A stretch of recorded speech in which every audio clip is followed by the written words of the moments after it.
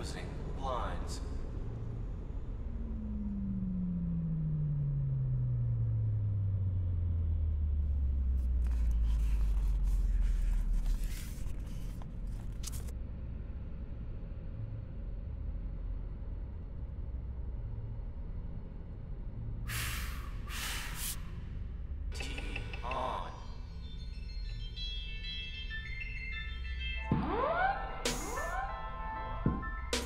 It's this form of tactical Jim Crow-style segregation, where if you don't shoot that kind of gun, you don't care what happens to it, that will cause us to all lose our rights. But just remember, in the grand scheme of things, we're all in this together.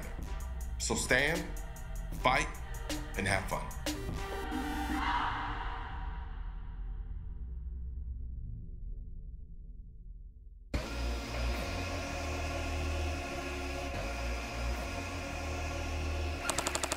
The first time I felt the grip on an HK-G36 airsoft rifle, it was love at first touch.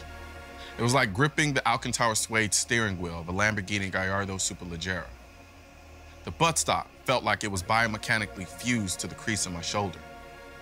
And though the cheek weld left much to be desired, there was a small price to pay for what was essentially an almost perfect feeling rifle.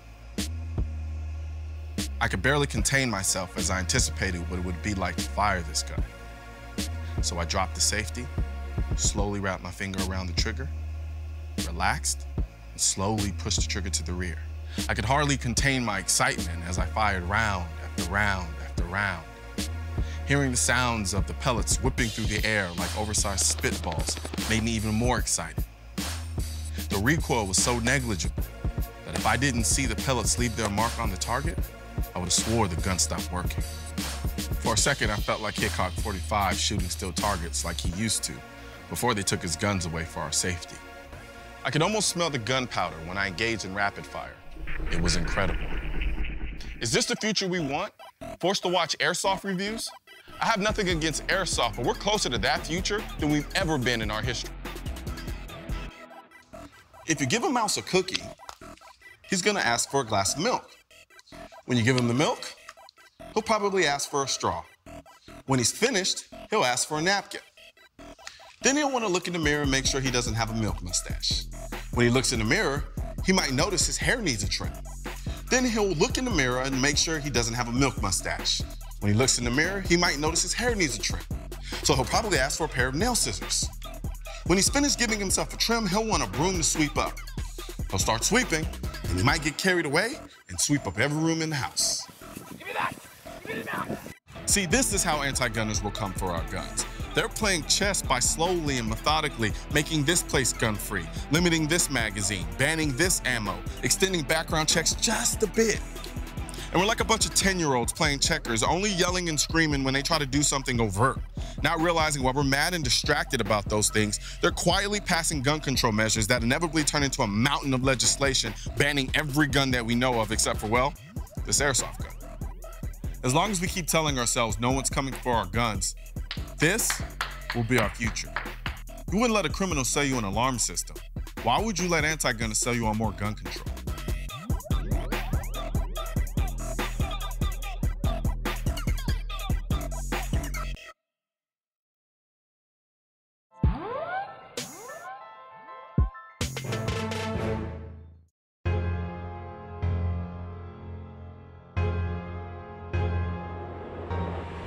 It seems harmless enough. Just one more law, one more regulation. But what that really means is one more piece of our freedom gone. We've given so much already. If we give much more, there won't be anything left. You're out here in Cali and you shoot some amazing guns. You shoot crazy guns, right?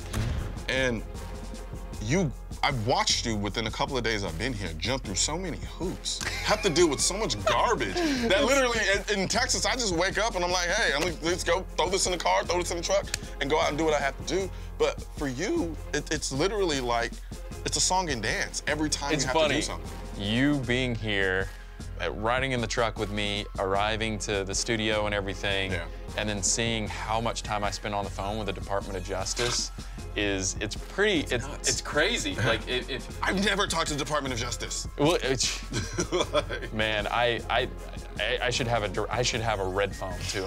My dangerous weapons permit has been the better part of 5 years. And that's extremely frustrating for me because I've jumped through all the hoops, and we're still like they're trying to figure out what more regulations they're going to impose. You know, you talk about individual responsibility, nobody want to take it. It's because it's getting legislated and regulated out of existence in America. Every time you turn around, they're constricting more and more and more. Well, let's put this hurdle in the way because this one guy did this one time. You know, there's how many millions of gun owners in the United States of America? Millions. And you hear about what? 400 a year, 500 a year that do something stupid? And you're going to punish me for that? Ridiculous. You can't go, like, this notion that it's either zero or nothing is not only, it's not workable. It's not feasible at the end of the day. Because, like, you can't be all freedom all the time. You have to have some restrictions. That's life in general. There's nothing else to be had. No one's asking for nuclear bombs. All we're merely asking for is the ability to have a shit ton of them. No, the ability to effectively protect ourselves. Period. If we put more restrictive measures on guns, who is it going to end up restricting? It's going to restrict you. No, hold on. It's going to restrict the people. Only the people who decide to obey those laws. And that's totally accurate. And so why are we creating more laws for people who are dead set on not obeying them? Why are so many people so willing to surrender their own freedom? I think on one level, people haven't really, truly given themselves the ability to experience what that is. There's all these restrictions that have been a part of my consciousness for so long that maybe I don't even know what it's like to be free. Dictatorship regimes and restrictive governments, they slowly erode people's freedom, then they don't think any otherwise. You know, I mean, look at China, look at, you know, just the history is full of these examples, right? Of slow erosion of freedom to the point where it's like, oh, well, this is what's normal. In New Zealand, we've got a population of 4.47 million, or something like that. And of that population, 230,000 are registered gun owners. And the rules are so strict that you can be pretty sure that, you know, the registered gun owners are other people that own guns. And the rules are this. First of all, you have to get registered, and as part of that registration process, the police will come to your house and they will inspect your gun safe and really just do a bit of a background check to make sure that there's no domestic violence involved. And then to own a handgun, you can only have that handgun in your home in a safe, at the gun range, of which there are 12 throughout the country, and in transit from the gun range to your home. To be a member of that gun range, you've got to pay your dues, and you've got to attend 12 gun safety events throughout the course of the year. Sounds like California. Here's the thing. Regardless of whether I have 50 guns or one gun, if somebody decides to steal my guns, it's because they decided to go and commit an illegal act and steal my gun. What's to stop them from going and breaking into 5 homes and stealing 5 different guns at one time? What's to stop me from breaking in and stealing uranium? There's not a lot of shit around. I can't find the uranium, I can't steal it. If there's not a lot of guns around, I can't steal those guns. I'm not gonna break in and take those guns. I can't distribute it to the masses. Which goes to my point. It's either you want to eliminate all of the guns, or you don't. Why do I have to choose? Because I'm compromising. If you want to feel protected, you want to feel safe and secure, and the only way you can feel safe and secure is with a gun. So, have one. Having multiple, though, that's excessive. It's unnecessary, and it leads itself to more problems. Well, how do you systematically stop a felon from owning a gun, but for saying there's a law that says you can't own a gun? Are we going to systematically be able to destroy all the guns on the planet? Yes. Realistically speaking. Realistically speaking, we can't. What is to help reduce the amount of accidents? Is it technology that puts in, like, I need a fingerprint to fire a weapon? Because those exist? In a vacuum, those ideas are perfect. Right. Because if there was a gun that only fired when I intended to use it in a good way. Correct. Right?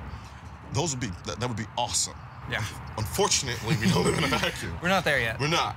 We live in a reality where picking up a gun that only fires when it reads my fingerprints could increasingly cause malfunction when I need the gun the most. Not only that, it creates a situation where I may not have control of the gun the way I want to. From the standpoint of, I don't know who's controlling the electronics behind this gun. I don't know who's controlling the information that this gun is transmitting to wherever database that gun is going.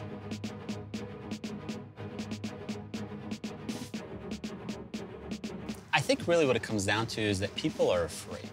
then they want their government to protect them. Because, you know, then people, what they're trying to do is they're trying to change the world from outside instead of changing the world from inside of themselves, you know, by changing their idea about something. Because what that means is that because they're not taking their own personal responsibility and they're expecting someone else to you know, act on their behalf, then they're surrendering their freedom right there. And the problem is the solution is way more difficult than banning guns. It's more difficult than regulations and education that's not going to address the inherent problems that we're starting to develop as a society. People just don't want the responsibility that comes with freedom. Usually when you think freedom, when you say freedom, you think, oh, I can do whatever the hell I want, and I have no repercussions or no responsibilities. That's not true. Freedom is a huge responsibility because without it, you have nothing.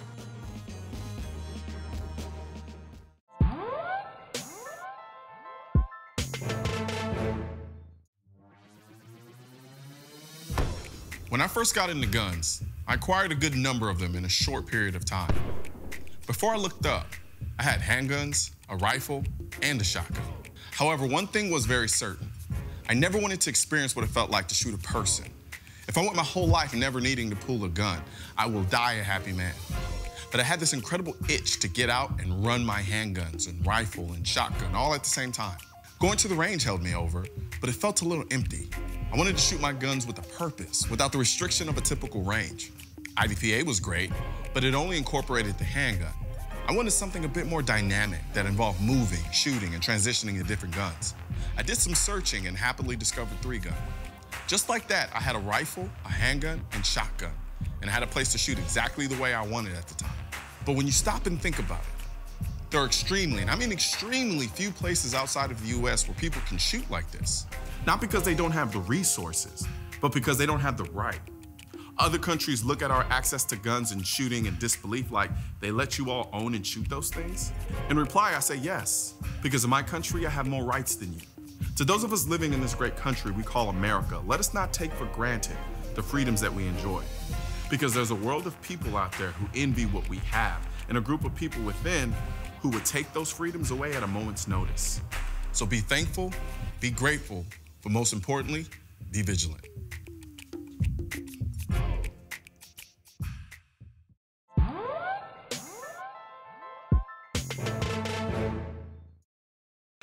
So if you've been following the Noir series, you realize lately I've been getting into 3-gun a lot more. So I decided that I want to take some time out and do some practicing on my own.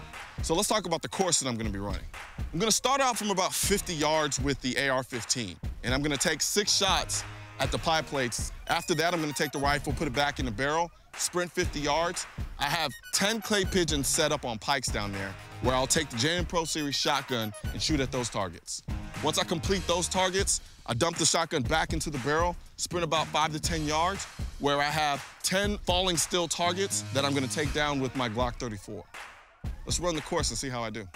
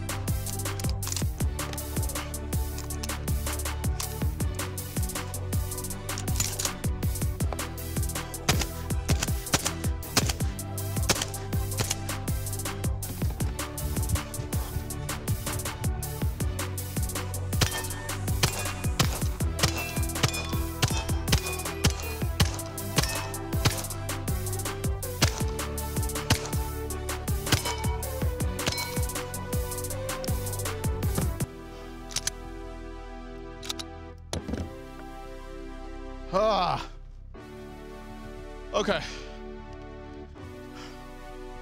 So, I'm a little rusty because I haven't been out here too long. Nonetheless, I didn't really do as good as I thought I would. I had a little choke up here with the shotgun that didn't go too well. I tried to work my way through it. Dropped a couple of rounds. I haven't really worked on my load too. Nonetheless, being able to kind of get out here and run through this as many times as I can is invaluable. Not everybody has access to a range like this, has access to all of this equipment, but the best thing that you possibly can do is just set up any type of course that you can that allow you to get trigger time and force you to focus on the fundamentals.